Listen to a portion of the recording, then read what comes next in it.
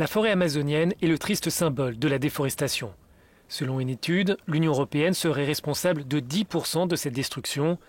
En cause, les importations de viande, de soja ou encore de maïs en provenance du Brésil. Mais derrière les questions climatiques et économiques se cache une autre tragédie, les crimes commis contre les militants écologistes, souvent issus des peuples autochtones. Une trentaine d'entre eux ont perdu la vie en 2019 et les menaces se poursuivent. J'ai été menacé, je suis menacé. J'ai des cousins et des amis qui ont été menacés.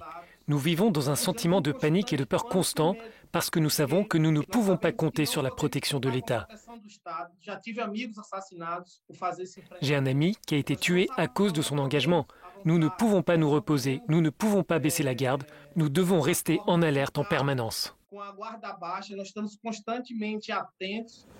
Les auteurs de ces attaques ne sont pas toujours clairement identifiés, mais les menaces sont aussi parfois plus insidieuses.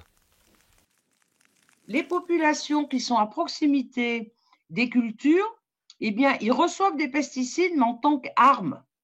Vous voyez, ils balayent avec leurs avions tous les villages qui sont autour pour les faire mourir à petit feu. Comme ça, ils tombent malades et ils partent.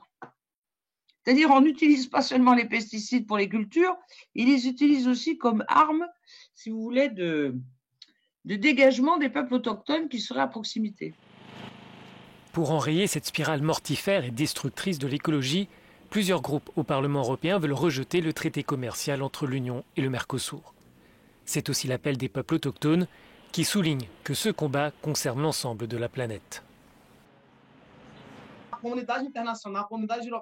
La communauté internationale, y compris l'Europe, joue un rôle fondamental dans la protection des peuples autochtones et de leur territoire. Nous nous battons contre le changement climatique et le réchauffement planétaire. Notre contribution ne bénéficie pas seulement à ceux qui vivent sur ces territoires, mais à l'ensemble de l'humanité.